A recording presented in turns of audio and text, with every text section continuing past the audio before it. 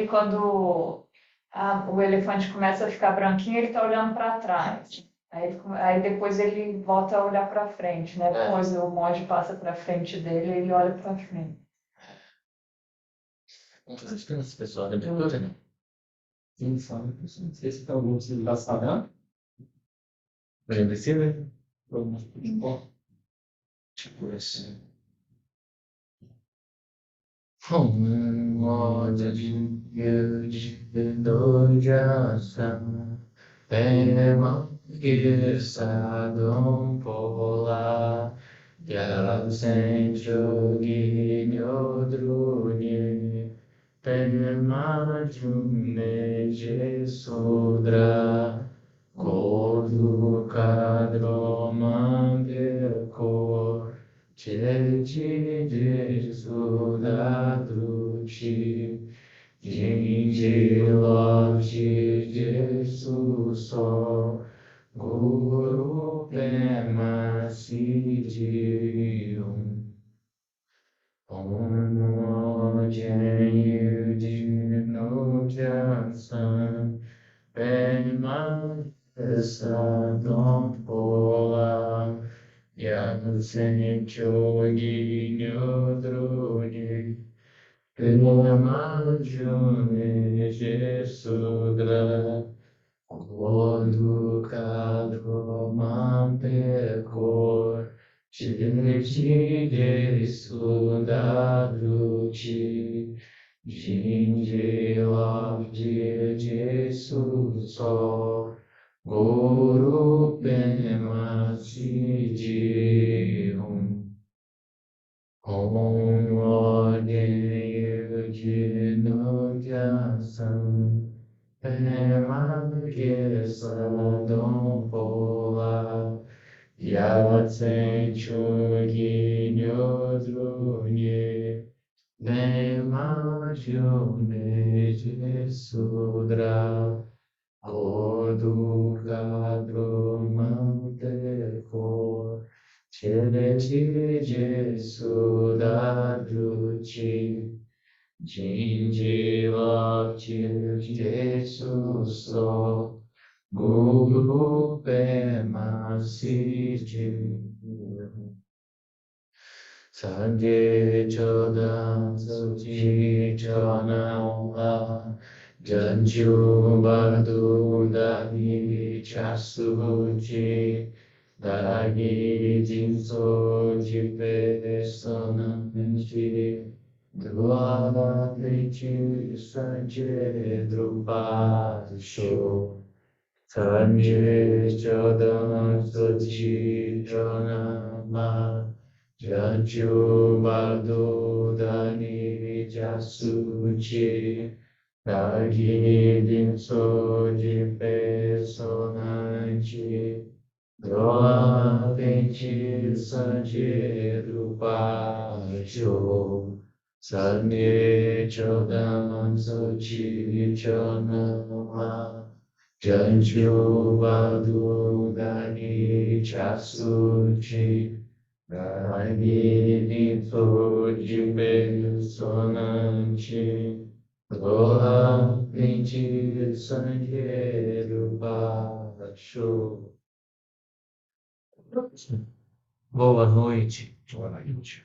Boa noite sempre é uma forma de trazer para dentro do ano, né? Sempre começa assim, né? Então é isso, né? Vamos começar a nossa conversa.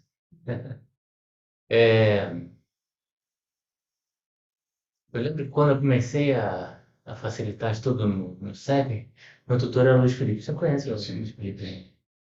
E ele costumava dizer assim, eu preparar alguma coisa, né? E chegar lá, assim, ler na hora, assim. E nessa época eu estava facilitando o Meditando a Vida, né? Eu já tinha lido o livro umas 2 vezes, por aí. Mas eu sempre chegava e fazia coisa meio na hora, assim. Eu me sentia um pouquinho culpado, assim, sabe? Só que aí eu falei, bom, vou tentar. Então, eu, de vez em quando, eu começava assim, pensava antes, não, vou chegar lá e vou falar isso, vou falar aquilo. Aí não, peguei, eu me embananava. Justo agora que eu me preparei, é porque às vezes você tá falando, tá no meio de mulher, não tem que falar daquilo aí. me atrapalhava, né? E de uns tempos para cá eu tenho eventualmente feito algumas anotações assim, tópicos, né? Falo disso, disso, isso, daquilo. Isso, desde aquela época até hoje, eu tivesse passado uns 10 anos. Essa vai ser minha primeira experiência aqui. Eu acho que se continuar nesse ritmo, lá para 2045 eu já vou estar no PowerPoint. Vamos ver. Ahm, e aí eu queria falar um pouquinho sobre o Dharma, né? Que é o Dharma. Eu acho que isso dá um sentido, né? Do porquê praticar, né? E o budismo, ele essencialmente lida com a verdade. Esse termo hoje em dia, ele é um pouco difícil, né? Talvez verdade seja uma palavra assim tão contaminada de vários, né, por meio de vários discursos. A gente, quando vê alguém dizendo, isso aqui é a verdade, né? A gente fica logo meio desconfiado, mas né, parece que todo mundo sabe o que é a verdade, né? Onde será que está a verdade, de verdade, né? A gente fica meio às cegas às vezes, né? Acaba invalidando talvez outras coisas também, né? Invalidando. Fala a verdade, quer dizer então que É, mentira. Né? exatamente. Ou é uma coisa ou é outra, né? E, no entanto, a verdade, ela não é uma posição fixa. Não é uma posição fixa. Tá? Isso é muito importante a gente entender, né? Quando os mestres falam sobre algo como algo verdadeiro, eles não estão definindo as coisas da maneira usual. Como a gente faz com a linguagem, né? A gente vai adjetivando as coisas, né? Definindo, atribuindo uma série de características, e a gente dá uma solidez para aquilo. Rotulando. Exatamente. E no contexto budista, talvez a verdade absoluta seja a natureza de Buda, né? Tathagata Garbha, né? Que é a natureza também de todas as coisas. Isso é, de certa forma, ah, um aspecto ontológico, né? A propriedade geral dos seres. O que todos os seres têm em comum? Eles têm essa mesma natureza. Tá? E nós, de certa forma, nós estamos sempre tentando escapar um pouco disso, né? Se relacionar com isso, né? Hoje em dia, isso, né, veio até antes da pandemia. A gente vive um processo de hipertecnologização, né, da vida. Eu venho usando esse termo, né? Nós estamos cada vez mais expostos e disponíveis para as várias tecnologias de entorpecimento. A gente está o tempo inteiro ocupado, né? Sempre fazendo coisas, fazendo, uma coisa atrás da outra. Se algo vocês conhecem alguém desocupado, só dá um celular para a pessoa. Rapidinho vai ter um monte de coisa para fazer. O problema é encontrar alguém sem celular para dar. Exatamente. É uma coisa engraçada, né? Qual é o nome dele? Quem inventou o telefone? Graham isso. É o Graham Bell. É o Graham Bell. Ele disse uma coisa muito engraçada, né? Quando ele inventou o telefone, ele disse, nossa, é uma invenção maravilhosa. Mas quem é que vai querer usar isso? Eu acho que se a gente viajasse para o futuro, ele ia se surpreender, né? Essa coisa da cegueira do desenvolvimento histórico. É. E a verdade, né? Se relacionar com a verdade, às vezes é um pouco dolorido. Dói um pouquinho, né? O Buda vai falar um pouco sobre isso, né? Ele vai dizer assim, praticar a espiritualidade é doloroso, mas mais doloroso ainda é não praticar. Mais doloroso ainda é ficar no samsara. Então, é muito importante a gente entender isso. Eventualmente a gente vai falar de coisas que são difíceis, né? Como impermanência, ilusão, né? Coisas assim. Eventualmente a gente vai ter que passar horas olhando para uma parede branca, né? É certamente muito menos divertido do que ficar lá na rede social, WhatsApp, mexendo, né? Fazendo um para lá e para cá. Ah, no entanto, a gente precisa fazer esse trabalho duro. Mas por que a gente faz isso? Com que propósito a gente faz isso? Dalai Lama costuma dizer que todos os seres querem ser felizes, sem exceção. Isso é notável, inclusive nos insetos, né? Ah, os insetos, quando se assustam, eles fogem, né? Assim como a gente. Então, as pessoas e os seres todos, nos vários reinos, eles têm essa aspiração de se preservar, um instinto natural de autopreservação. E também um desejo de ser felizes, de obter algum contentamento. Agora, ah, e a gente sai por aí, eventualmente, faz uma caminhada. A gente pode conversar com pessoas especialistas no assunto ou não, tanto faz. E a gente pergunta para as pessoas, o que é a felicidade? Quais são as causas da felicidade? Especialistas ou não, assim, não faz muita diferença. A maior parte das pessoas vai dizer alguma coisa que é assim, baseada nas suas impressões pessoais. Cada um vai dizer uma coisa diferente. E por que isso, né? A gente não tem uma ciência clara do assunto. De modo geral, as pessoas não sabem o que é felicidade, quais são as causas da felicidade. Aquilo que todo mundo mais quer na vida, ninguém sabe como obter. É interessante isso. Você vai a um psiquiatra, um neurocientista, ou um psicólogo, você pergunta a mesma coisa. É curioso isso, né? A academia rejeita o tema da felicidade. Não se estuda a felicidade. Isso é assunto para manual de autoajuda, né? Muitos intelectuais, porque talvez eles não tenham uma experiência de felicidade, né, de realização interior, e também não conhecem outras pessoas que tenham essa experiência, eles acreditam que isso talvez seja algo impossível.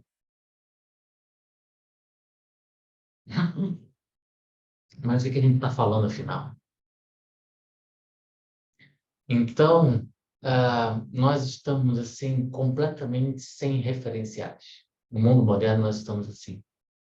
E o que a gente faz, né? A gente tenta obter a felicidade que a gente acredita que é possível. Ah, Nesse mundo moderno, isso corresponde essencialmente às experiências de prazer. A gente busca prazer o tempo todo. O tempo todo.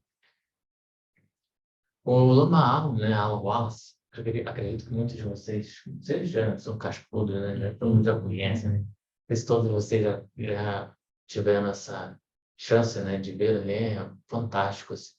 E ele traz muito essa questão, né, essa diferença entre hedonismo e eudaimonia, né? São dois conceitos gregos, né? Se difundiram, né, em várias tradições, né, religiosas, filosóficas. São dois conceitos que eu acho que podem ajudar a gente a localizar bem esse tema da felicidade. O hedonismo são as gratificações sensoriais. Todo tipo de satisfação que a gente pode obter por meio dos sentidos. Seja paladar, audição, né, ouvindo música, ou a experiência da beleza, né, ou o tato, né, experiências agradáveis também por meio da pele, do contato, né. Ah, e é como se a gente estivesse sempre correndo atrás desses picos de prazer, sempre correndo atrás de alguma coisa que possa trazer essa sensação de satisfação. E o que acontece é que a vida vira uma maratona, mas é uma maratona sem fim, né? Como aquela coisa do hamster, né? Correndo na gaiola, né? Corre, corre, corre. Aí você pensa, nossa, o tempo passou, né? A gente vai vendo 20, 30, 40, 50, o cabelo vão ficando branco, vão caindo, né? Só escritório. E aí, assim, o tempo vai passando e nada, e nada, e nada, e a gente correndo, né? Atrás de promessas, e promessas, e promessas. E aí a gente tem várias experiências que não deram certo, seja no âmbito da relação ou não, enfim. Mas a gente sempre tem a esperança de que alguma coisa hollywoodiana vai acontecer na nossa vida, né? E não, alguém vai passar com um cavalo branco que vai me salvar, vai tirar desse pântano, dessa mágoa toda que a gente tem. Mas nada acontece, a gente continua correndo, correndo, correndo, correndo. Vocês notem, né? A vida anda bem acelerada. As pessoas estão hiperaceleradas. Isso não é à toa. Não é à toa. Nós estamos fazendo muitos esforços. Mas será que a gente está indo na direção correta? Parece que não. Ah, Hoje em dia, a gente tem, estava comentando mais cedo com a Eliane, né? A gente tem uma pandemia silenciosa, né? uma pandemia não noticiada, que é a depressão. Todos vocês aqui conhecem pessoas que estão passando por um processo depressivo. Alguns talvez até tenham experienciado isso diretamente. E isso está se alastrando, né?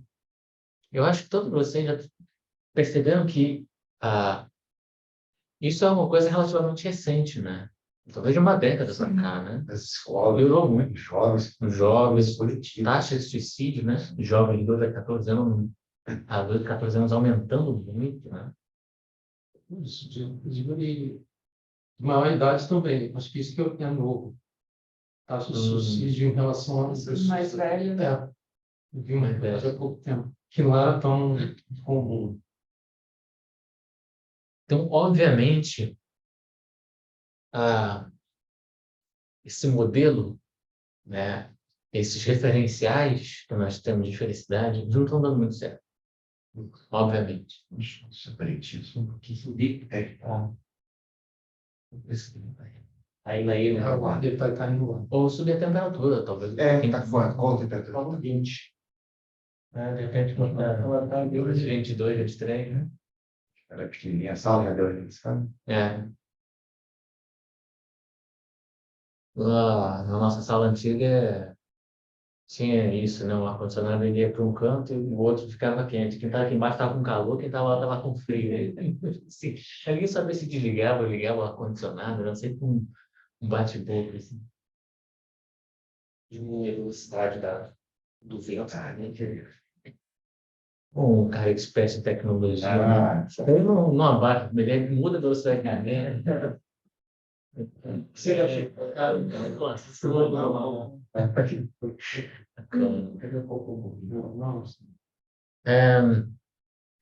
então, né? Recapitulando.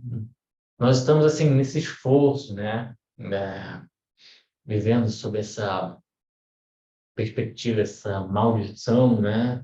De buscar a felicidade. Eu te supor que a felicidade seja simplesmente esses momentos de prazer, né?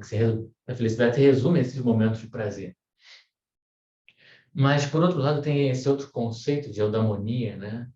A gente precisa entender que a fundação da experiência de felicidade ela é algo que ocorre no ser. Não é uma coisa que depende das coisas.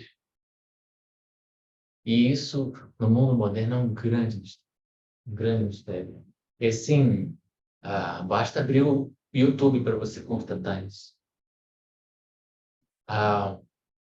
Eu acho muito, muito impressionante como prolifera uma quantidade infindável de propagandas, de vários anúncios dizendo o que você tem que fazer para ganhar dinheiro rápido sem sair de casa. Vocês já repararam? Impressionante, impressionante. Que solução para tudo. Exatamente. Eu vou dizer para vocês uma coisa, eu descobri o segredo. Como é que você faz para ficar rico? Por isso que ele está aqui, né? Obviamente. Você faz um vídeo explicando para as pessoas como elas têm que fazer para ficar rico sem sair de casa e bota no YouTube. Isso vai ficar rico. Esse é o segredo. Mas é assim, as pessoas estão desesperadas. De alguma forma, elas supõem que essa é uma questão que elas vão resolver por meio da matéria, das coisas. Mas as gratificações sensoriais, elas são sempre pontuais e condicionadas a objetos.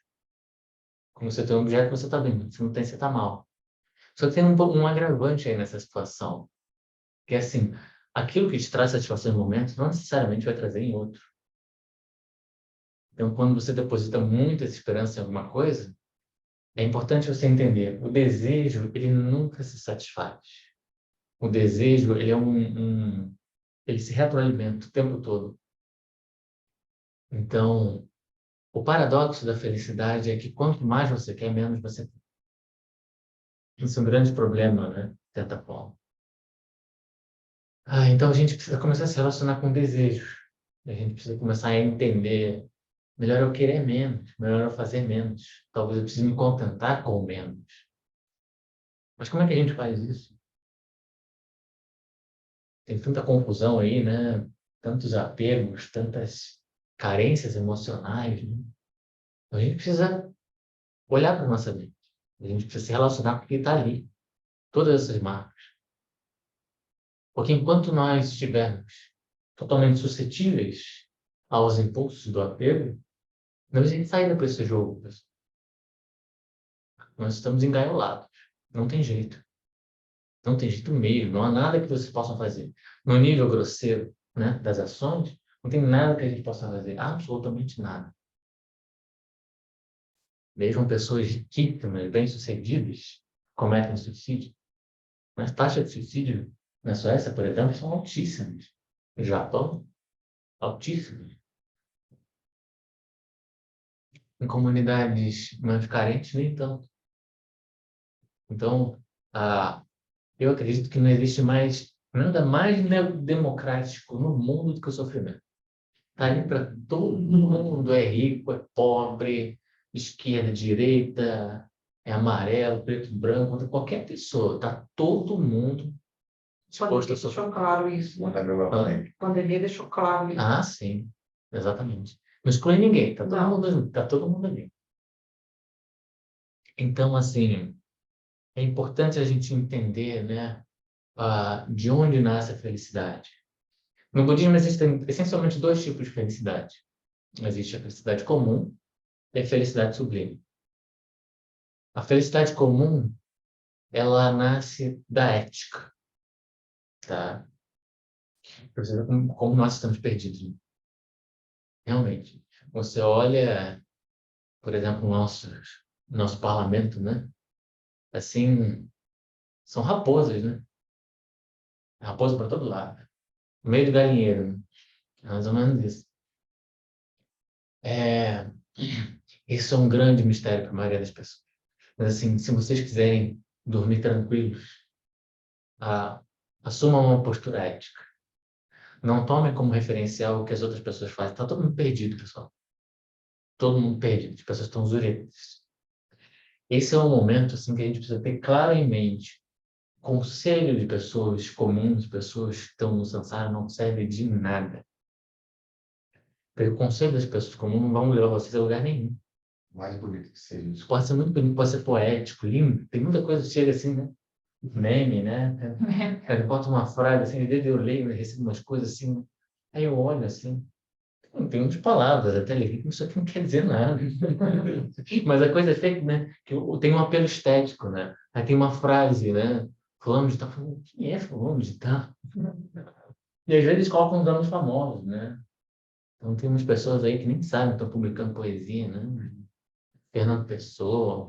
Hoje eu vi um amigo, né? Ele estava assim, num churrasco desse, em São José dos Campos, assim, um churrasco desses grandes, assim, mega evento, né? Uhum. Aí tava assim, ele com a cerveja na mão, assim, e um fundo, assim, propaganda do churrasco, os patrocinadores. Uhum. E ele colocando assim, a oportunidade da vida aparece, não perca.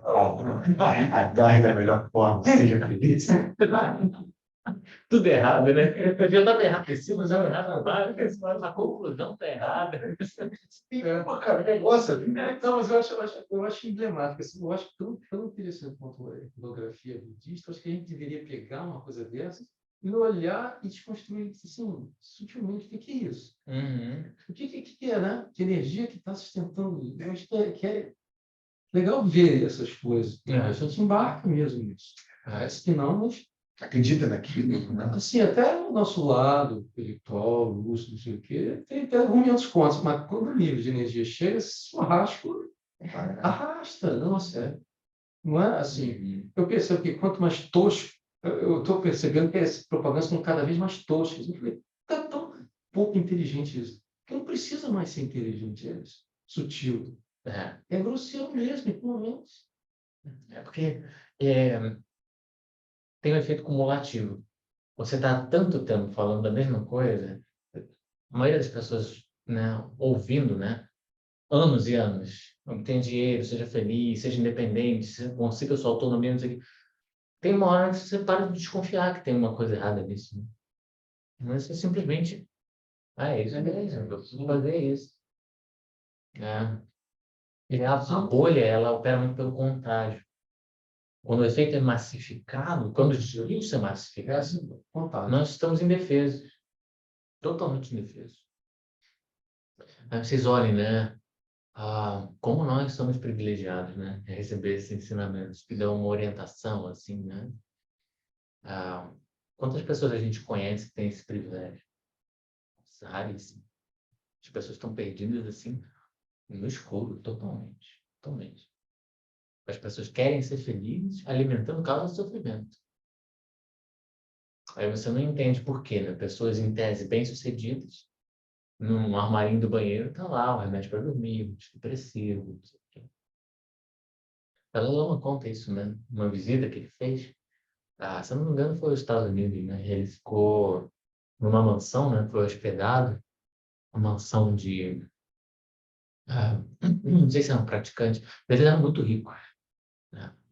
E a Dalai Lama pensou, caramba, até que talvez seja possível unir, né, a riqueza e a felicidade, porque eles parecem tão agradáveis, um casal interessante, né?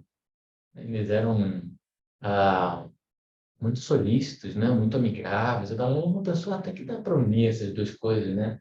Até que ele foi no banheiro, né? Abriu o armário, vários remédios. Remédio para dormir, depressivo, não sei o quê. Então, assim, nós estamos num momento, assim, muito desafiador da história humana. Extremamente desafiador. E já que a gente estava falando mais cedo, né? Essa coisa da verdade, é importante também a gente se dar conta, assim, o pessoal não tende a melhorar. Não tende a melhorar, não tende a melhorar por um longo tempo. Tá? E é importante a gente saber disso, porque isso aumenta também a nossa responsabilidade. Não é como se nós estivéssemos passivos, né? Não vai melhorar, então vou me entregar também, não fazer nada. Muito pelo contrário. Nós somos, assim, parte de um espectro mínimo da população mundial que tem acesso a um conhecimento realmente transformador e que pode beneficiar o coletivo de uma maneira incrível, fantástica. Cuidar mais do que nunca é algo urgente, né? As pessoas precisam despertar.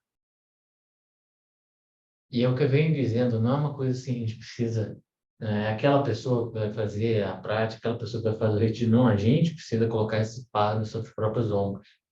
É muito importante. Então, a gente precisa, a gente precisa ter essa clareza, né? Assumir responsabilidades e entender que, nesse momento, o mundo padece da infelicidade humana. Pessoas infelizes se tornam consumidores vorazes. O consumo voraz destrói o planeta. E não existe felicidade sem ética. Não existe. Então, assim, é um círculo vicioso, né? Quase como se a gente estivesse dentro de um mecanismo. E, por sinal, é um mecanismo, né? A roda da vida. Está tudo ali, esse processo. Então, a gente tem uma oportunidade raríssima de receber esses ensinamentos que podem ajudar a gente a sair da roda da vida. Saída da roda da vida não significa, né, que a gente vai de uma hora para outra virar um arco-íris, alguma coisa assim. Pode até ser, né? Você praticar bastante. Mas o ponto é assim, nós continuamos aqui, mas beneficiando os seres, só que dispondo de meios hábeis, que é o que a gente não tem agora. A gente pode eventualmente se compadecer, né? Caramba, aquela pessoa está sofrendo, eu gostaria tanto de fazer alguma coisa para ajudar, mas o que é que eu faço? A gente chega e não tem os recursos para se aproximar, e não tem a escuta adequada, não consegue entender direito o que a pessoa está sentindo. Então a gente precisa se capacitar. Por isso o treinamento é muito importante. A gente começa assim treinando a ética. No contexto do Kanonipali, isso equivale essencialmente a evitar as 10 ações negativas. Vocês têm isso em algum quadro aqui? Tem. É, Nessa dança. sim, nessa dana, né? Depois tem a listinha, não vou ficar para não ficar uma coisa muito técnica, assim, mas depois vocês deem uma olhada. Isso é uma coisa que a gente consegue averiguar com bom senso. A gente não precisa de uma lista, né? A gente sabe quando está fazendo besteira. Acho que ninguém precisa. Não, de onde você está fazendo, né? A gente, geralmente, quando a gente faz compulsão, a gente sabe. Então, a gente precisa, de início, assim, não gerar confusão. Tá? Primeiro passo. E tanto quanto possível, beneficiar vocês. Praticando as 4 qualidades incomensuráveis e as 6 perfeições. Tá? Então, isso vai ajudar a gente a gerar essa fundação, né, da felicidade comum. E a felicidade sublime é o êxtase da iluminação, quando a gente atinge completamente a liberação de todas as estruturas de reatividade. Quando a gente obtém a liberação completa de todo o karma, isso equivale à liberação. E tem um êxtase que brota disso. Né? Agora, sem compaixão, isso é impossível. Né? A liberação, ainda que muitas vezes a gente tem dificuldade, né, de praticar compaixão, né, como os mestres descrevem, né? A gente vai praticando o que a gente pode, acumulando, tentando aumentar esse desejo de beneficiar os seres, até o momento que aquilo se torna natural, totalmente espontâneo. Então, em certo ponto da nossa prática, a gente vai ter que interromper a atividade, parar um pouco e realmente praticar, sentar em silêncio e meditar, e conhecer a nossa própria mente, e se relacionar com essas tendências reativas, com essas marcas kármicas, aprender a transcender essas coisas. A gente começa assim, né? Cultivando o bodhicitta e treinando a meditação. A gente vai recebendo também os ensinamentos de lucidez, o método circular, né? A gente vai praticando um pouco de cada coisa. E daí a importância dos retiros, né? Da gente se recolher um pouco do excesso de atividade e levar uma vida, pelo menos por um tempo, né? Em que a gente possa se dedicar integralmente à prática. Isso faz muita diferença. A prática, mais ou menos como fazer academia, né? Você não vai começar num dia e daqui a pouco, pô, mas os meus músculos, cadê, né? Estou aqui, já foi a semana toda, a semana inteira, todos os dias eu fui para a academia e nada, não estou vendo nada, nem resultado. Mas é natural, né? É um processo. Aí, 1 mês, 2 meses, 3 meses, 4 meses, daqui a pouco você está. Né? Então, o processo de treinamento, ele é assim, ele é por acúmulo. Você treina mais, você treina mais, você treina mais. Aquilo vai gerando mudanças, transformações. É um processo lento, né? É importante a gente entender. A prática espiritual é um processo de longo prazo. A gente estava falando antes, né? Que você falou, a gente às vezes acha que está bem, aí de repente aparece alguém e faz alguma coisa que... Mas o que eu estou fazendo? Eu não consigo. É o mestre, é o guru aparecendo. Olha, tem uma coisinha aí que você precisa olhar. O mestre gosta de mim. Da hora. Bora. É você mesmo, Rafael, é você mesmo.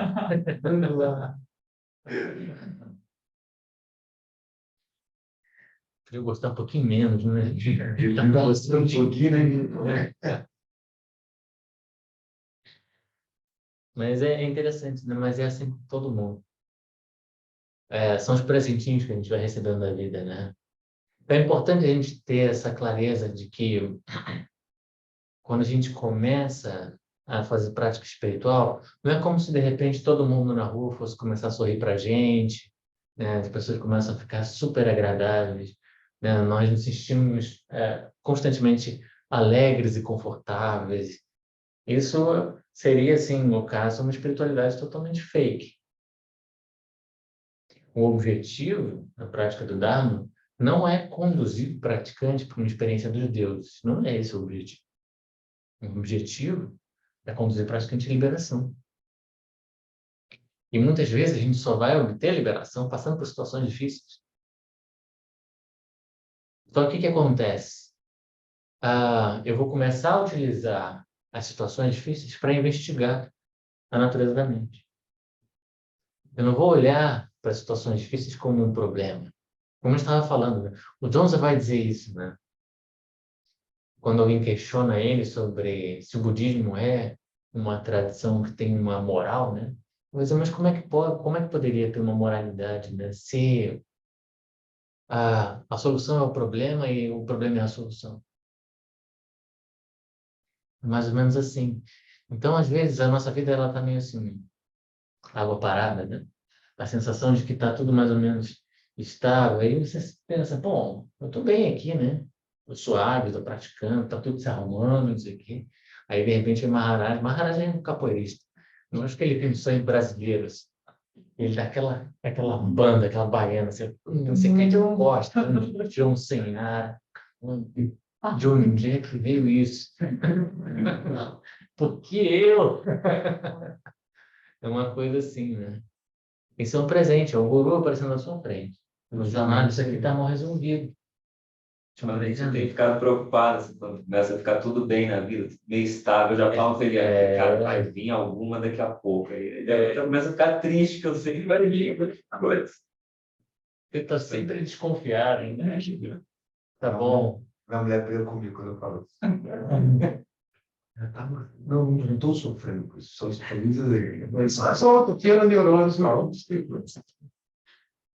Ano passado, agora sou uma neurose bonita. Mas é muito lúcido, assim, a sua parte. Paranoia. De esperar o pior. E você não precisa nem procurar os problemas. Pode deixar que desaparecem. Eles vêm de um jeito ou de outro. Só que a gente vai olhar com uma atitude diferente. A gente vai praticar meta bhavana, a gente vai praticar paciência, energia estável. Só que também tem um momento que a gente tem que sentar na almofada, né? Senão, achar que diante de uma crise a gente vai manter energia estável sem ter nenhum treinamento prévio, é uma fantasia. Não vai acontecer. É importante conciliar essas duas coisas. Período da almofada com um período de pós-meditação. Essas duas coisas têm uma relação sinérgica. E a gente entende que o treinamento está fazendo efeito, não pelo que ocorre necessariamente na prática, mas pelo que acontece quando a gente levanta. Se a sua vida está efetivamente se transformando, se você está mudando as relações, isso é um bom sinal de que a prática está fazendo efeito, né? Então, a gente vai praticando na almofada e a gente também vai tentando pacificar as relações em todas as direções. E o budismo é essencialmente isso, 100% virtude. Não temos inimigos, nenhum inimigo. Dispensem, a motivação de Bodhicitta é uma coisa fantástica, né? Levar a liberação completa para todos os seres do samsara. Não tem um ser fora da motivação de Bodhicitta. Se tiver um ser fora, não é Bodhicitta. Vocês entendem? E a gente tem, primeiro, que aspirar isso. Mas é como é complicado, né? A maior parte dos praticantes ainda não está na Bodhicitta de aspiração. Como o Dzongza diz, a gente precisa aspirar a liberação. a liberação e benefício de todo ser. Então a gente precisa aspirar a Bodhicitta da aspiração. Aí a Bodhicitta da ação se torna possível. Vocês veem, né? Como isso não é simples. Então a gente começa assim com essa intenção. Que eu possa, pelo menos, aspirar algum dia, praticar para levar todos os seres à liberação. Vocês conseguem imaginar alguma coisa que seja mais elevada do que isso? Algum propósito para a vida mais elevado do que isso? Eu não consigo. É realmente uma coisa fantástica. Então, o Dharma é basicamente sobre isso. É 100% virtude. 100% virtude. E a gente começa no âmbito relativo. Como? Com uma vida ética. Se vocês querem, eventualmente, ter uma experiência de realização, tanto quanto possível, né? De realização interior, de satisfação, se vocês quiserem dormir bem, o primeiro passo é esse. Levar uma vida ética. Não carregar piano nas costas. Pacificar todas as relações. Todas as relações. Então, assim, às vezes a gente vai praticar Metta Bhavana e a gente pensa, mas para aquela pessoa, eu vou praticar para aquela pessoa. Aí fica uma resistência, né? A gente vai ter que superar isso. Não tem jeito. Ou no Dharma, assim, enquanto você deixar aquela poeirinha embaixo do tapete, não vai dar certo. A gente precisa começar olhar para aquelas coisinhas que estão ali no cantinho, na penumbra, a gente não quer olhar, não quer se relacionar muito com aquilo. A gente tem que olhar para tudo, pessoal. Para tudo. Pacificar todas as relações em todas as direções. E isso é o começo do começo. Por isso que a espiritualidade não é fácil. Por isso que a espiritualidade às vezes é dolorosa. Mas mais doloroso ainda é o samsara. Não sei se vocês já meditaram sobre a roda da vida, né? Acho que é uma coisa realmente que a gente precisa parar para pensar.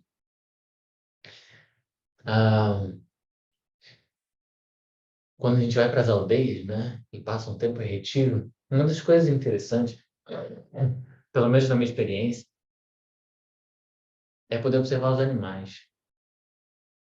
Os animais eles estão presos nesse karma da devoração mútua. Eles se devoram, assim. E quando você está na natureza, você vê tudo aquilo acontecendo. Assim. E aquilo é realmente um sofrimento, né? A gente às vezes pensa, caramba, minha vida ela tá tão angustiante, tão difícil. Aí você vai para a floresta e vê a vida dos seres, o reino animal. Aí você pensa, caramba, isso é difícil. Isso é angustiante. Ver aquela tempestade, assim, cai numa cachoeira do céu. E seres todos molhados, encharcados. Assim. Eu não me dava dó, né? Lá tinha uns miquinhos, né? Macaquinho sabia, eles são baratos. Dava comida para eles, apareciam lá. Eu já ouvi essas histórias, né? Eu até fiz amizade lá com eles. Mandava um e-mail para saber se está tudo bem. E quando chovia muito, dava dó. Eles chegavam bem encharcados, eles ficavam encolhidinhos. Assim. E aí, nossa, que dureza, assim. E a gente reclamando, né? Com sofá em casa, né? Netflix, ar-condicionado, né? Pode regular a direção e o ar. Essa fala muito interessante, porque ela vai ela é diametralmente oposta ao recorte que a mídia faz sobre a natureza. Sim. A experiência direta dessa violência, É. E o que se vende é o idílico, né? A natureza é linda, olha, vem para a natureza, relaxe, ó, seja feliz, isso aqui. É o contrário disso que você está falando, que eles se devoram dessa... É uma vida dura, muito dura. Mas isso só com experiência direta, que se você for intermediar pela propaganda, pelas interfaces que, que a gente está vivendo, que não cai na venda da felicidade prazerosa, ó, venha para o campo, vem. Cara, vai passar um mês em campo, você vê a parada que é. Mas é interessante flagrar essa venda de novo. Você pode ver também aqueles documentários, né, Discovery Channel, essas coisas. Você vê o que acontece na savana africana, nossa, aquilo é terrível. Os leões caçando, eles devoram os outros seres vivos ainda. Terrível, muito sofrimento. E às vezes a gente tem essa sensação, né? Quando a gente começa a praticar e treinar a meditação, aí é muito comum a gente falar de estabilidade, né? Não, tem que manter estabilidade e tal. Mas às vezes a gente confunde estabilidade com insensibilidade. É bem importante a gente entender que essas duas coisas não são a mesma coisa. A gente vai cultivar a estabilidade no sentido de que nós não vamos sucumbir à estrutura de reatividade que nós temos. Nós não vamos operar por meio das inteligências do samsara. Nós vamos reagir por meio da compaixão, do amor, da equanimidade. A gente vai mudar o software, a maneira como a gente compreende a situação. E isso também abre um novo panorama, novos meios hábeis. Né? Então, nós não precisamos ficar frios e indiferentes. A gente pode efetivamente olhar e se compadecer com a dor do outro e perceber, né, e ficar, como deve ser doloroso para esse ser estar passando por isso, né? Como deve ser difícil. E isso machuca, né? Tem alguma coisa assim, isso é natural, isso é empatia. Mas o que a gente vai fazer é sempre diante de uma situação difícil, nós vamos tentar fazer o que é bom para os seres. Tá? É muito diferente quando a gente está diante de uma pessoa e, eventualmente, nós estamos sofrendo, e para resolver o nosso sofrimento, a gente toma um certo tipo de atitude em relação ao outro, que não é baseada no cuidado, daquilo que eu acho que é bom para o outro. Eu estou fazendo muitas vezes para me livrar do meu sofrimento, da minha angústia. Então, a diferença é assim, a gente coloca o outro como prioridade, tá? Só que enquanto nós estivermos dominados pelas nossas próprias aflições, como é que a gente vai fazer isso? Né? Muito difícil. Então, a gente precisa atingir a liberação. Se a gente quiser realmente fazer com que a nossa existência seja significativa, a gente precisa tentar atingir a liberação. Esse é o ponto, né? A gente falou de um reino, que é o reino animal. No contexto da roda da vida, nós estaremos no reino humano, né? Ali, à direita, canto direito superior. Ainda existem outros reinos, né? Nos bilhões de mundos visíveis ou invisíveis. O samsara como um todo, ele, quando o Buda se manifesta, né? Ele já havia sido todo mapeado. Os rishis, né? Os praticantes, proeficientes em Samadhi, eles atingiam a quarta dhyana e eles já conheciam o reino da forma, da não forma e todos os outros reinos de samsara. Tudo aquilo já era de conhecimento, assim, sabiam que a consciência lá não desaparece, né? Ela reencarna. Tudo isso já era sabido. Isso já estava dentro da cultura, né? Quando o Buda se manifesta. As pessoas já falavam naturalmente em reencarnação. Com o crescimento do materialismo científico, isso foi virando um tema assim religioso, né? Ainda que existem estudos científicos, né, sobre reencarnação, mas eles são desacreditados pelos cientistas de modo geral, né? Eles consideram isso como um tema religioso. Eles não consideram isso como uma questão. Eles não consideram isso uma ciência verdadeira. Eles já sabem qual é a verdade. Ainda que eles não consigam comprovar, né? Mas eles já sabem como. Então, nós estamos nesse período um pouco sombrio. Assim. E aí, no que diz respeito à roda da vida como um todo, é importante a gente entender: nenhuma daquelas posições ali é satisfatória. Tá? Nenhuma daquelas posições. Ainda que a gente aspire o reino dos deuses. É o que 99,9% das pessoas querem. Se você tivesse a opção de escolher, né? Você quer a vida do Dalai Lama ou do Brad Pitt? O que você escolhe? Que dúvida, hein? Dalai Lama, né? Você que não voto. Então, assim, as pessoas, de modo geral, elas não têm assim, tanto interesse em liberação. Elas querem conforto, bem-estar. Elas querem felicidade.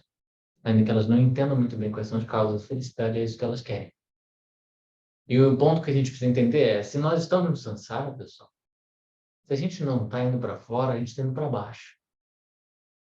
Todos os seres do samsara transmigram. Todos. Não transmigram os seres que estão efetivamente praticando a espiritualidade, né? Os praticantes que tomam refúgio na palavra, diz que eles não tomam renascimentos inferiores. Né? Então, às vezes parece que a gente tem escolha. Eu estou escolhendo agora praticar espiritualidade. Mas é como o Lama diz, né? No fundo a gente não tem escolha. Mais ou menos assim. Qual é a escolha? Continuar no samsara? Não é um bom negócio. Isso porque o reino animal, que é um reino assim já muito duro, né, de muito sofrimento, muito empobrecimento, né, cognitivo, ele é a melhor condição nos reinos inferiores. São 3 reinos inferiores. Só dos infernos são 18. Tem 18 infernos. É sério? Não, eu estava pensando na divisão básica de animal, seres famintos e... Eu sei, Os fantasmas famintos são de 3 tipos. tem os infernos efêmeros que podem ocorrer em qualquer reino, né? Por exemplo, não sei se você já viu, mas um filme antigo chamado... Eu lembro porque na época foi um pouco impactante, assim, eu devia estar em pré-adolescência, né? Uma adolescência. Tem um filme, O Resgate do Soldado Ryan, e a primeira cena eu lembro foi muito marcante para mim, que é uma cena de guerra, assim, de coisa de mutilação, é uma cena terrível, assim. E aquilo, inferno efêmero. Tá, a gente está no reino humano, Isso que eu ia falar, porque mas é um inferno. a gente passei pelos reinos. É. Então, eu já li em algum lugar que o reino humano consegue passear assim, né? E agora, Por todos, por né? todos. Porque cada reino se caracteriza por um horizonte emocional, né? E, É interessante essa ótica das emoções. e nesse sentido é isso, a gente passa por muitas emoções no mesmo dia. Aí o ponto assim, o surgimento de uma emoção, ela naturalmente gera, quando a gente se fixa, né? Ela gera marcas mentais, gera karma, acumulações, propensões. Então, pessoas muito propensas à raiva, por exemplo, estão acumulando causa para renascer no inferno, mais ou menos. O ódio, a raiva. Aí você vai vendo, a pessoa eventualmente começa a perder, né, um senso de estabilidade, talvez. Você naturalmente vai perceber que ela, se ela não frear esse movimento, ela vai se tornar cada vez mais irritadiça, cada vez mais impaciente. O processo é acumulativo. Da mesma forma, se você treina compaixão, você cada vez mais se torna mais compassivo. Essa é a beleza do treinamento. O fato da mente não ter qualidades intrínsecas significa essencialmente que o treinamento é possível. Você pode despertar e aumentar uma série de qualidades que são benéficas e podem produzir bem-estar físico e mental. Legal. E, por exemplo, essa coisa da raiva que você falou. Uhum. Agora, assim, depois que a gente começa a praticar, a gente começa a ter um pouco mais de consciência disso. Mas e o tempo que já passou antes? Assim, como é que a gente faz para purificar isso? Uhum. Assim, toda a prática do Dharma vai poder te ajudar a purificar a carne. Mas existem práticas específicas para isso, né? Ah, de modo geral, pelo menos sob a perspectiva do budismo Tantra, a prática da consciência primordial é a mais poderosa. Permanecer em Vipa é a forma mais poderosa de você purificar a carne. Mas existem antídotos, né? Também no Tantrayana tem a prática de Vajrasattva, que é para isso. Ah, ah, e todas as acumulações positivas que você faz também estão purificando carne. Aí você vai começar a perceber que os seus padrões mentais mudam, tendências, às vezes, que pareciam muito arraigadas, muito características, né? Quase como se fossem intrínsecas da sua personalidade, você vai percebendo que você pode mudar também, né? E é interessante você ver isso acontecendo também em retiro, né? Em práticas mais longas. É muito interessante. Você se referiu à prática de permanência em limpa, seria a permanente atenção nesse estado de verificação do karma brotando e reconhecendo isso como karma, ou é uma É mais prática complexo. específica? É mais complexo, é. Ah, mas melhor não entrar muito nessa seara, porque não tem como falar de uma pílula assim, não dá, é muito complexo. E o adequado também é ouvir isso de um mestre, doce, realizado, né, que vai dar essa instrução de apontamento direto, né, da natureza primordial. Ah, não é simples, não é simples. Ah, e aí, assim, acabou que eu nem olhei as coisas que eu anotei. Eu não sabia que isso ia acontecer, no final das contas, assim, que eu Olhei, não sabia que você... Não, vai imprimir, não precisa nem imprimir amanhã. É uma revista isso aí. E aí,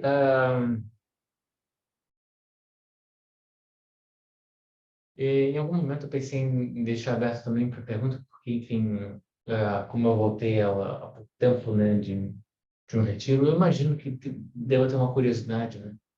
É comum, assim, as pessoas querem saber um pouco, né, sobre o que a gente faz em retiro, né, o que acontece em retiro, enfim. Eu pensei em deixar esse tempo, né, para a pergunta. Eu pensei até em trazer isso como tema, mas eu achei tão importante, acho que tem achado tão importante falar sobre essa questão de felicidade, né? Trabalhar de referenciais de felicidade, né? Porque as pessoas estão muito mal, né? Hoje em dia, assim. A gente precisa falar desse assunto. Não só no círculo budista, né? As pessoas precisam conversar, dialogar um pouco, né? Entre si, com outras pessoas, né? Acho que todo mundo conhece alguém que está precisando algum ensinamento desse tipo, né? Alguma coisa que possa ajudá-la, né? A encontrar um eixo. Então, perguntas.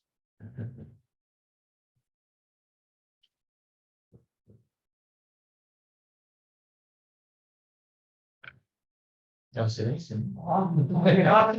Bem, Tá deixando espaço para chegando até Jesus. Ou então fazendo download. Peraí. A pergunta é a seguinte: eu posso passar a vez depois dessa pessoa toda? Daniel, depois dessa experiência, o que é o desejo para você? Uhum. O desejo é um impulso de energia, né? Impulso de energia. Está muito associado ao querer, né? A vontade de ter alguma coisa.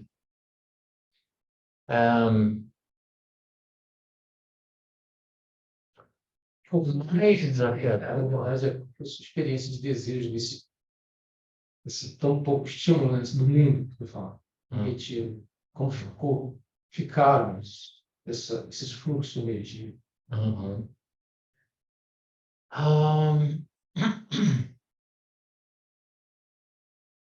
Você fez uma pergunta seguinte. Deixa eu falar, né? Isso que eu falei. Agora eu entendi, ele demorou para fazer. Assim que eu faço. Então, eu acho que a meditação. E também aproveitando que você tá voltando, também uma pergunta, assim, o contraste, né? Entendeu? Mas não tinha tanto, agora é uma outra coisa. Como é que tá esse fluxo de energia, né?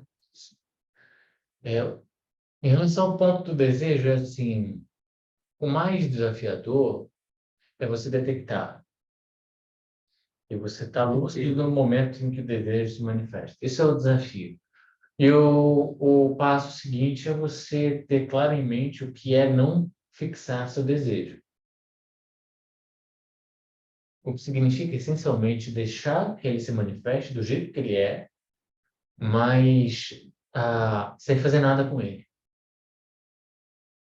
O ponto é, você acha que entendeu?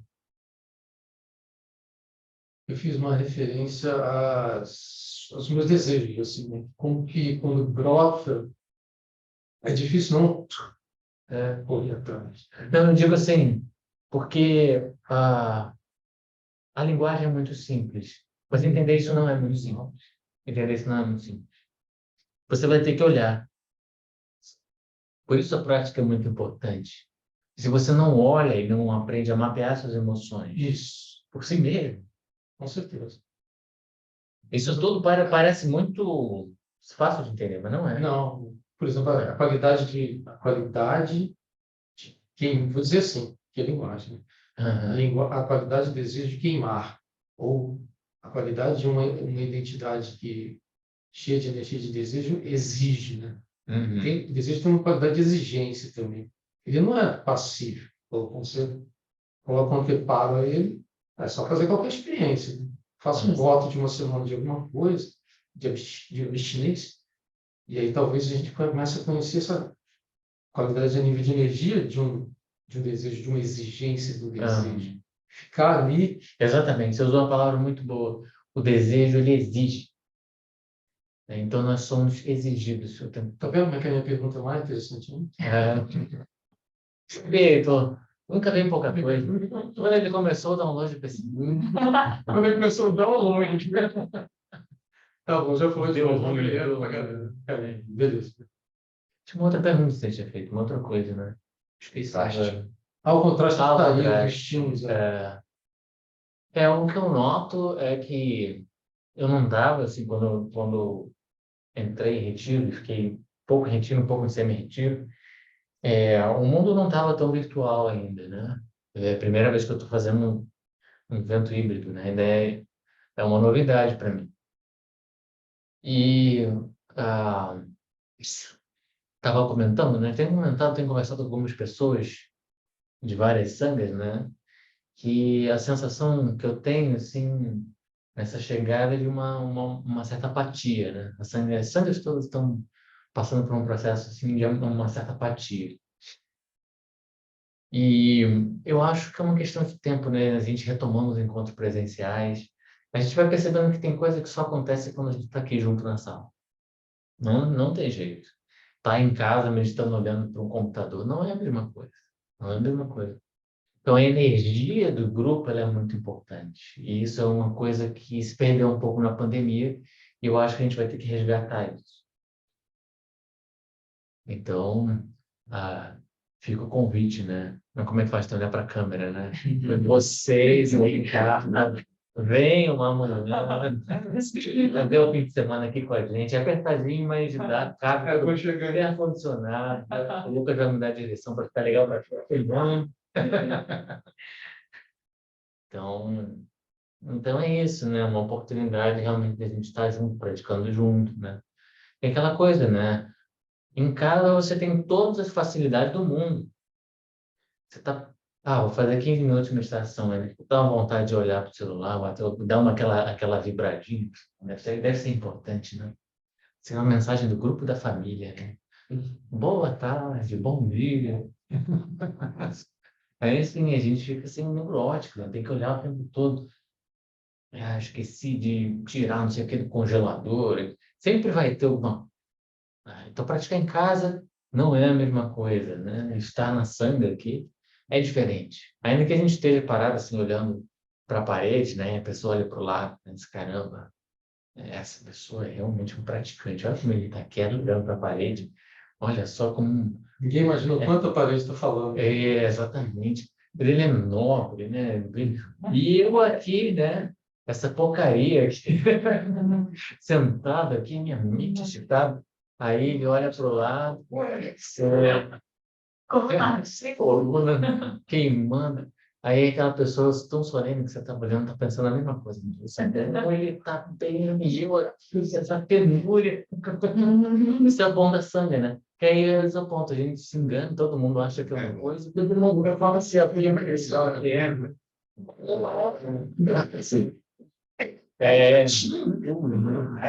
Ainda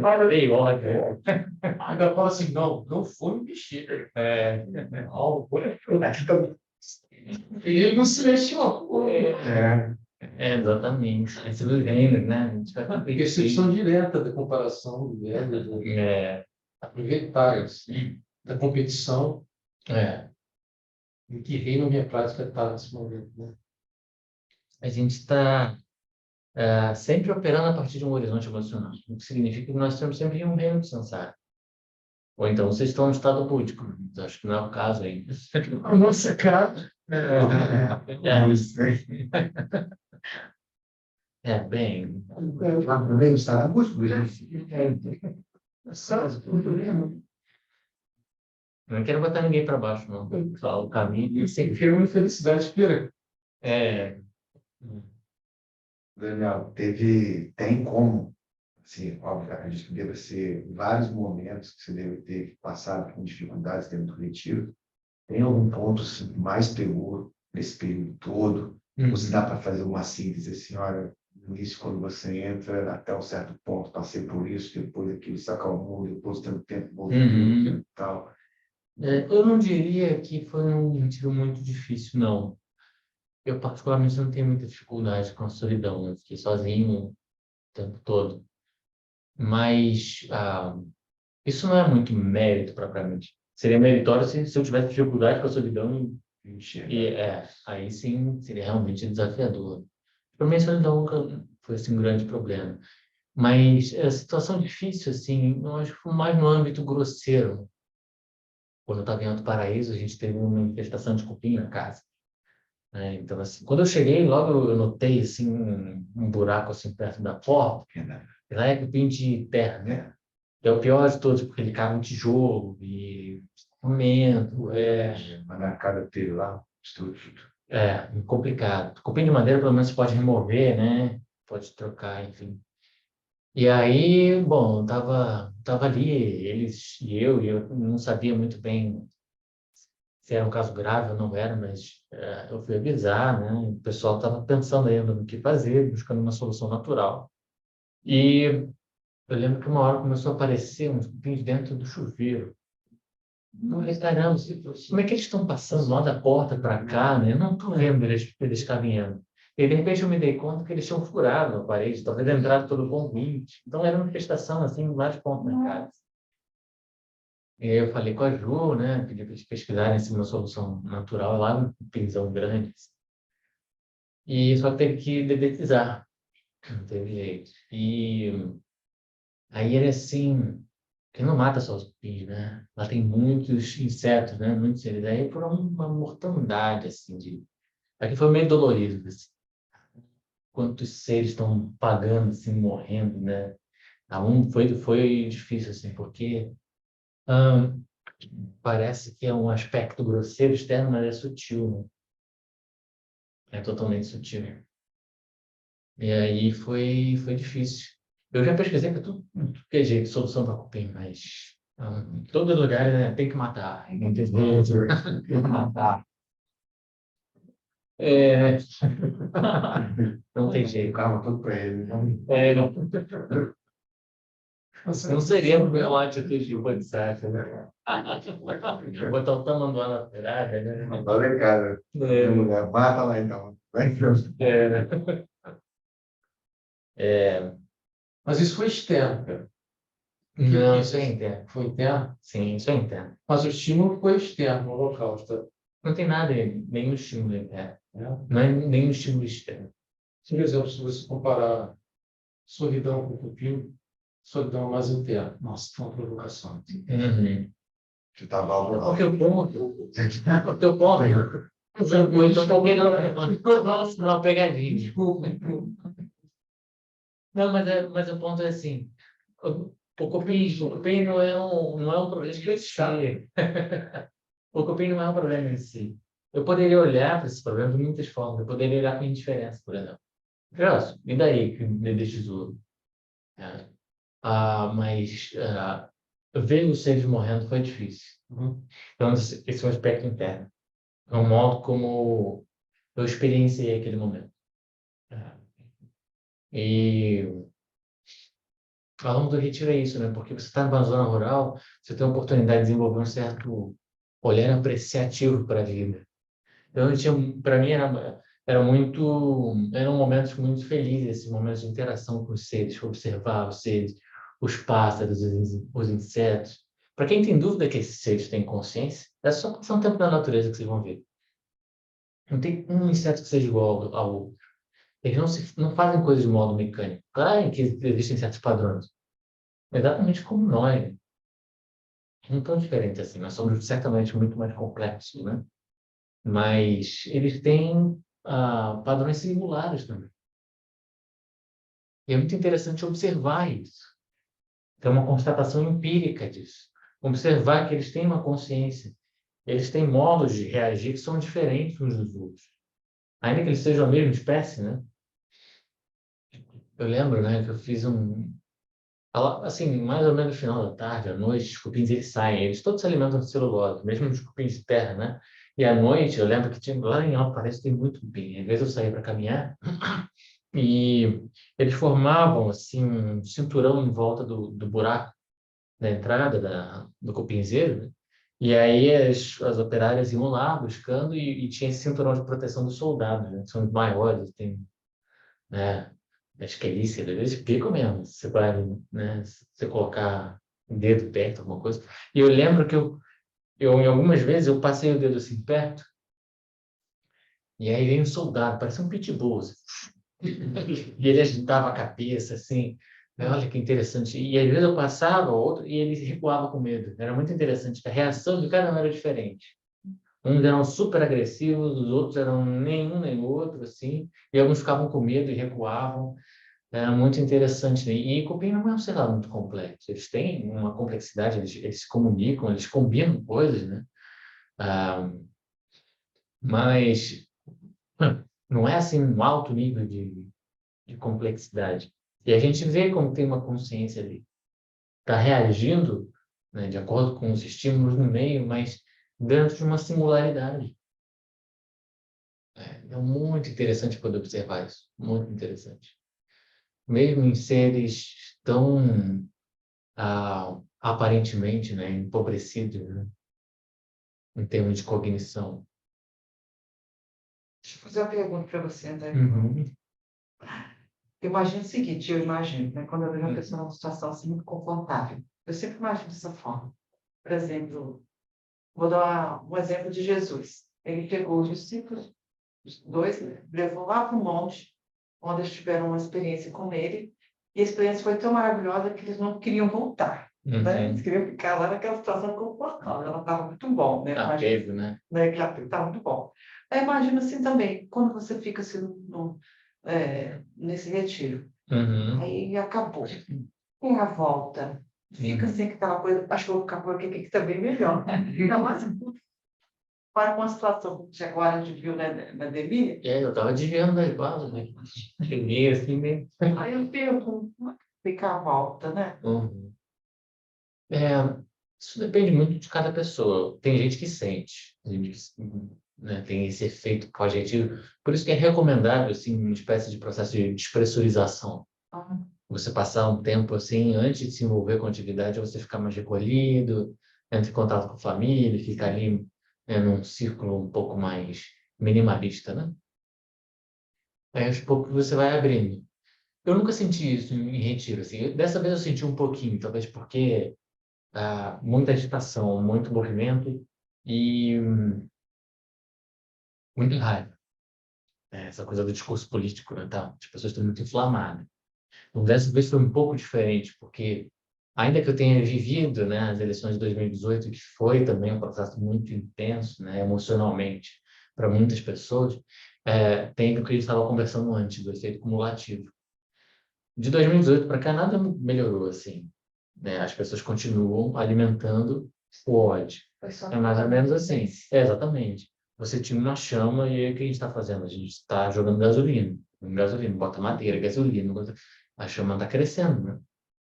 Então, a impressão que eu tenho é mais ou menos essa, assim, o ambiente está um pouco mais hostil. Aí a minha sensação, assim, nesse momento, é que eu estou tateando uma realidade um pouco diferente. Eu estou chegando e ainda estou descobrindo um pouco como é que estão as coisas. Mas a pergunta dela, né, foi o seguinte, vou traduzir para você. Desculpa, traz aí o espaço básico, então. Ela perguntou se você quer voltar para o prazer lá do retiro. Se tem isso, de querer voltar para retiro. Nesse momento, o que eu acho que Já apareceu nisso. seria bom, em algum momento, outros retiros, né? Certamente eu coloco isso no horizonte. Mas não nesse momento agora. Tem apego terapeutas? Você quer voltar lá? Cadê os outros discípulos de Jesus? Não, não, a minha aspiração, em realidade, é muito direta, assim, eu preciso, para beneficiar o serviço, eu preciso atingir a realização. É o que todos vocês deveriam aspirar. Atingir a realização, nada menos do que isso. E para isso eu preciso praticar. Eu, particularmente, não estou pensando muito no Daniel. Eu não tenho o Daniel como objetivo. Então, eu vou fazer o que tiver que fazer, mais ou menos assim. Se fazer retiro for melhor, para que eu possa obter a realização, em algum momento, desenvolver aspectos da prática, é o que eu vou fazer. Né? Mas, nesse momento, a minha inspiração é mais ou menos assim, tentar organizar minha vida, né? Já estou, enfim, tomando estudos, tutorias, os atendimentos, e gradualmente tentar fazer com que a vida pareça mais ou menos seja parecida com um processo assim, um semi-retiro. Meditar assim, algumas horas por dia, conseguir manter algumas horas de prática por dia, levar uma vida simples, Estar com a sanga, não existe isso. Porque eu acho que, talvez como um profissional da área de saúde, da área de saúde mental, tem privilégio de não ter uma profissão que é conflitante com a prática do Dharma. Então, eu acho que nesse caso é um pouco mais fácil, né? Você faz retiro para você. Hã? Você não vai até o retiro, o evento é você. Sim. Eu acho que Sim. também, assim, a pessoa ficar em retiro e depois não querer voltar é meio incoerente, assim, porque eu acho que o retiro que Para beneficiar a pessoa. igual aconteceu com o Buda, que ele atingiu a iluminação, em vez de ele ficar iluminado lá na dele, não, aí ele foi para... Disse que ele atinge a iluminação de verdade quando ele... Diz que ele atinge a iluminação quando ele levanta e decide disseminar o Dharma. Nesse momento, ele atinge a iluminação. Deixa eu fazer uma pergunta. Você falou da raiva. Uhum. Qual a melhor coisa que a gente pode fazer quando a gente vê que está sentindo raiva? Quando a gente sente que a raiva está brotando, o que é melhor para fazer? Existem métodos diferentes, né, de acordo com as possibilidades de cada um. O primeiro ponto, assim, você precisa treinar chama. Sem chama, vai ser muito difícil você se conter. Muito difícil. Ainda que você eventualmente perceba que você está prestes a cometer uma ação não ética, a energia ela vem e você quando viu já foi. Mais ou menos assim. Então, treinar a chama. Então, o primeiro passo. Em paralelo, você vai fazer também Metabhavana. Metabhavana te possibilita trocar de paisagem. Então, se tem uma pessoa que aciona os seus gatilhos, que aperta o botãozinho certo, todo mundo tem, né? Alguns têm o privilégio de ter muitas pessoas que conhecem o botãozinho certo. São vários gurus na nossa vida, né? Então, mudar a paisagem é uma outra possibilidade. Mudar a paisagem é, assim, a esperar que aquela pessoa seja feliz. Fazer Metabhavana. Metabhavana é uma maneira de mudar a forma como a gente está olhando para aquela pessoa. E a outra forma, essa é mais difícil, mais profunda, mais libertadora, é você aprender a não fazer nada com a raiva. Relaxar e conhecer a raiva. Deixar a raiva chegar, observar o que ela mobiliza em você e simplesmente aprender a relaxar. Não colar na raiva. Você não é você e a raiva não são a mesma coisa. Você vai aprender a se distanciar da raiva. Mas sem negar também, acho que Sem negar. sem negar que a gente tem a tendência Esse é um ponto importante. Você não começa esse exercício esperando que a raiva vá embora. Muito pelo contrário. Você está assim, totalmente acolhedora, receptiva. Você também não vai botar gasolina na fogueira. Você não precisa aumentar a sua raiva. Você deixa ela ser o que ela é. Sem mexer. Você só relaxa e deixa a raiva ali. Observa a raiva. Se relaciona com a raiva. Como se fosse deixando ela, deixa te engasgar, deixa aquela orelha queimar, Deixa o rosto tudo arder. vermelhar, né? A gente tem para verdade. Deixa ver aquele monte que sabe que, cara, eu sou um praticante de M mesmo.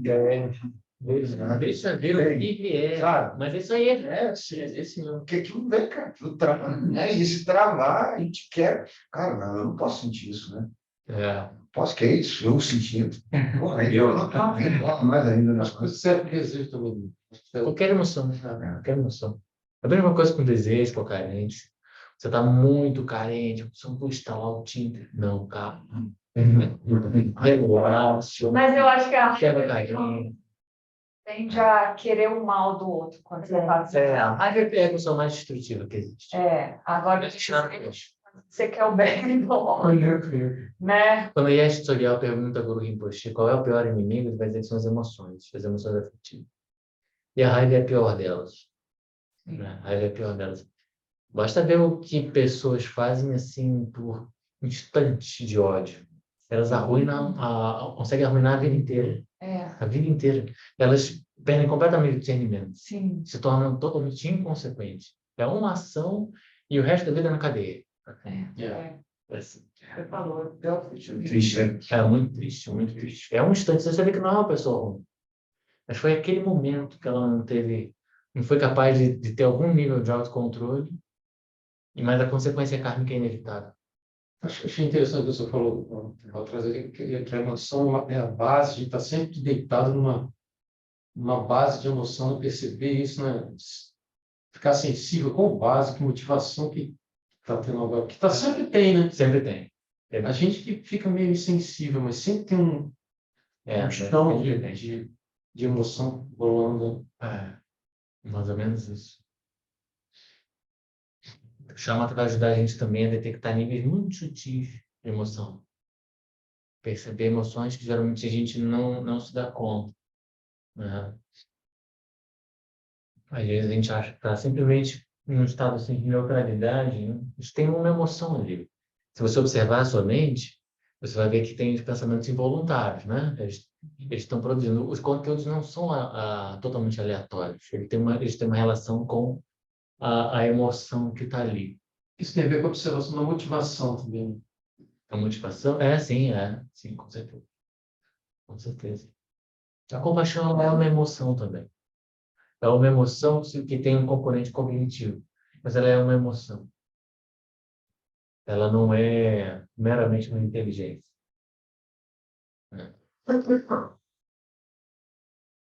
Mais alguma pergunta, gente? Eu não perguntei também para o pessoal da internet aí, se alguém quiser falar alguma coisa.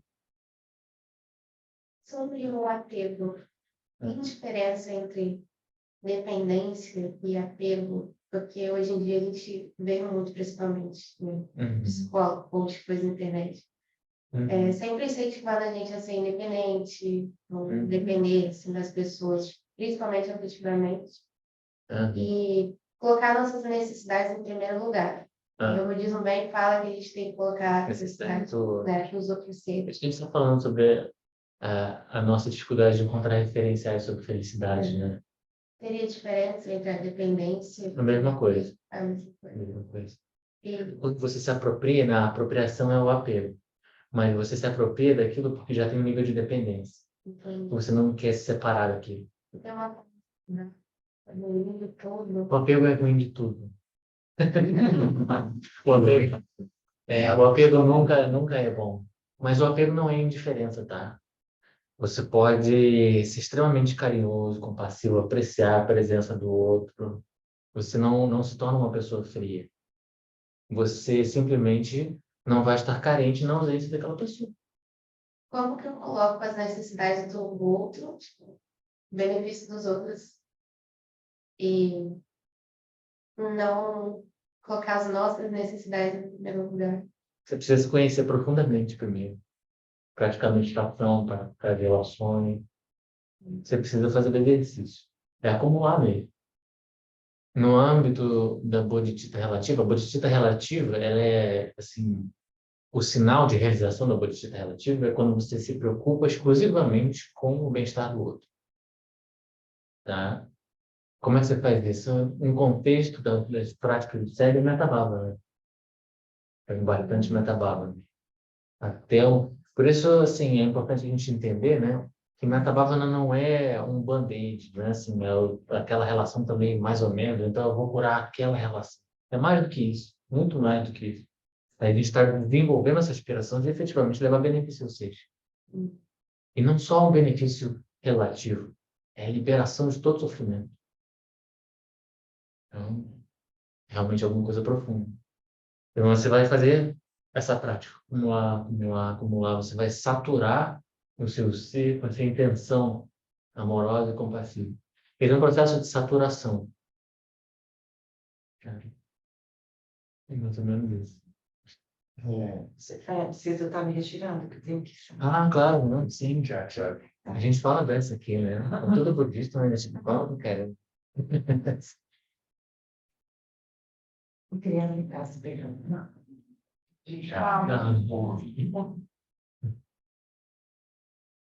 Eu tenho uma Metabhava assim como uma prática de muita esperança. Muita esperança, no sentido dos karmas mais profundos, sabe? Que quando a gente se vê numa incapacidade, na impossibilidade de você lidar com aquilo, então de eliminar, então de frear o efeito do poder do karma, cara, não tem jeito. É uma tabela. É, Então, isso não vai pela minha capacidade, sabe, de filtrar aquilo, de trabalhar aquilo melhor. Eu vou na tabela, que por ali eu deposito a esperança daquilo que uma troca de paisagem, né? Vai trocando, trocando. Aí vem a bolha, né? Tudo muda a paisagem. Muda para minha tabela. É um baita de um antídoto, né? A Tonglen também é uma prática importante, né? Numa área, né? Ela cumpre a mesma função, né? São práticas poderosas, né? Aí você vai vendo os padrões, né? Eles vão mudando, né? Os padrões kármicos. Até o ponto que você consegue olhar para a pessoa, caramba, eu quero mesmo que você seja feliz, olha que coisa. Não é que aconteceu nada. Será que eu quero mesmo? Ah, mais alguma pergunta, gente? Não vou perguntar para Igor, não, porque essa hora. Não tô tirando muito em casa para ele.